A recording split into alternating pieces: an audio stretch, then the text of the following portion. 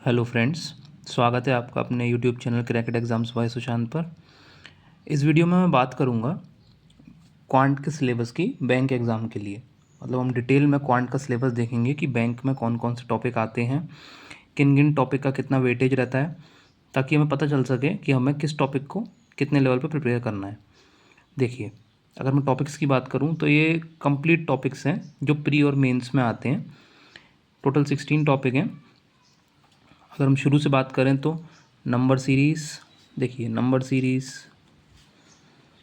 Simplification and approximation, ratio and proportion, percentage, mixture and alligation, average and ages, profit and loss, time and distance and pipe and cistern के question, simple interest, compound interest, time and work, boats and stream, permutation and combination and probability, mensuration, 2D and 3D, data interpretation, bar graph, line graph, pie, mixed, missing, radar charts, quadratic equation और data sufficiency. अब इन topics में जो major weightage रहता है वो data interpretation का ज़्यादा रहता है। जैसे आप देखेंगे प्रीलिम्स में बैंक एग्ज़ाम के डाटा इंटरप्रिटेशन के लगभग कुछ नहीं तो 20 क्वेश्चन तो आते ही हैं 40 में से, अगर हम IBPS, RRB, PO या क्लरिकल लेवल के एग्ज़ाम की बात करें। और अगर हम IBPS और SBI की बात करें तो उसमें 35 क्वेश्चन आते हैं मैथ्स में। उसमें से कुछ नहीं तो 2 से 3 DI तो आपको देखने को मिलेंगे ही मिलेंगे। तो डाटा इंटरप्रिटेशन का जो टॉपिक है उसको आपको अच्छे से कवर करना है। और ये टॉपिक कवर जब होता है जब आपके ये ऊपर के टॉपिक्स कवर होते हैं। यानी डाटा इंटरप्रिटेशन में जो क्वेश्चंस रहते हैं वो ये ऊपर के टॉपिक्स से बेस्ड ही रहते हैं। जैसे कि डाटा इंटरप्रिटेशन में अगर 5 क्वेश्चन दे रखे हैं तो उसमें कहीं ना कहीं percentage, ratio and proportion, average, इन सब का यूज़ हो रहा होगा। कभी कभी तो डाटा इंटरप्रिटेशन कंपाउंड इंटरेस्ट और सिंपल इंटरेस्ट पे भी आ जाता है, कभी कभी प्रॉफिट एंड लॉस पे भी आ जाता है, कभी कभी मिसिंग DI एक बनता है तो वो टाइम एंड डिस्टेंस पे भी आ जाता है। तो अगर आपके ऊपर के ये टॉपिक्स जो मैथ्स के बेसिक टॉपिक हैं वो क्लियर होंगे तभी आप डाटा इंटरप्रिटेशन को अच्छे से बना पाएंगे। तो डाटा इंटरप्रिटेशन 15 से 20 क्वेश्चन तो इसके आते ही आते हैं, यानी 3 से 4 DI आप मान के चलिए। और मेंस में भी इसका वेटेज अच्छा रहता है। अगर हम बात करें, अब डाटा इंटरप्रिटेशन तो हो गया, उसके बाद हम बात करें प्रीलिम्स एग्जाम में तो 5 क्वेश्चन नंबर सीरीज़ के आने ही आने हैं। और अगर क्लरिकल लेवल का एग्ज़ाम है तो उसमें 5 क्वेश्चन सिंप्लीफिकेशन और अप्रॉक्सीमेशन के आने ही आने हैं। मेनली 10 आते हैं बल्कि क्लरिकल में। तो PO लेवल के एग्ज़ाम में आपको 5 क्वेश्चन देखने को मिल जाएंगे प्रीलिम्स में, सिंप्लीफिकेशन और अप्रॉक्सीमेशन के, और नंबर सीरीज़ के 5 क्वेश्चन। लेकिन क्लरिकल लेवल के एग्ज़ाम में सिंप्लीफिकेशन एंड अप्रॉक्सीमेशन के 10 क्वेश्चन तो आने ही और नंबर सीरीज़ के 5 क्वेश्चन आने ही हैं। और अगर हम बात करें क्वाड्रेटिक इक्वेशन जो यहाँ दे रखा है तो उसके 5 क्वेश्चन भी आने ही हैं।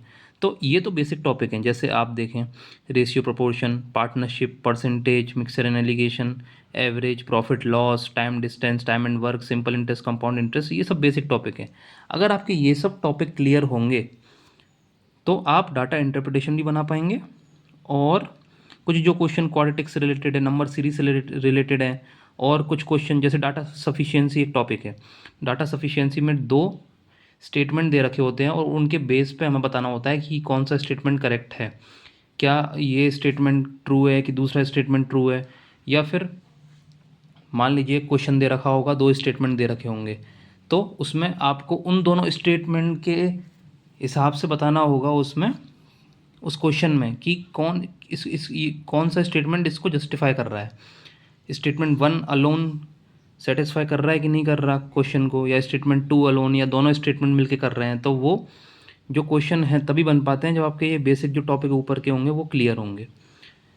अब ये तो मैंने बैंक एग्ज़ाम के लिए बात की, क्योंकि बैंक एग्ज़ाम में ये टॉपिक्स आते ही हैं। लेकिन अगर मैं SSC की बात करूँ, SSC लेवल एग्ज़ाम की, तो उसमें कुछ और टॉपिक्स भी ऐड हो जाते हैं।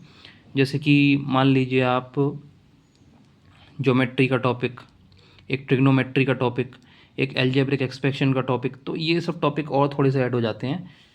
तो इसलिए SSC का सिलेबस थोड़ा सा और इंक्रीज़ हो जाता है। तो धीरे धीरे करके हम हर एक टॉपिक पे बात करेंगे, हर एक टॉपिक को अच्छे से समझेंगे, उनके बहुत सारे क्वेश्चन बनाएंगे ताकि हमारी स्पीड भी इंक्रीज़ हो सके और एग्ज़ाम में हम अच्छा परफॉर्म कर सकें। मैंने सिंप्लीफिकेशन और अप्रॉक्सीमेशन की वीडियोस तो डाली हैं, अभी कुछ वीडियोस डाली हैं और मैं और वीडियोस भी डालता रहूँगा। तब तक आप अपनी प्रैक्टिस जारी रखिए और धीरे धीरे करके हम अपना सिलेबस स्टार्ट करेंगे इन चैप्टर्स का, ताकि हमारा जो बेस है वो मजबूत हो सके। चलिए दोस्तों, तो इस वीडियो को यहाँ पे हम ख़त्म करते हैं। आप अपनी प्रैक्टिस जारी रखिए। अगर आपको मेरा कंटेंट पसंद आ रहा है तो प्लीज़ चैनल को सब्सक्राइब कर लीजिए और बेल आइकन प्रेस कर लीजिए। Thank you.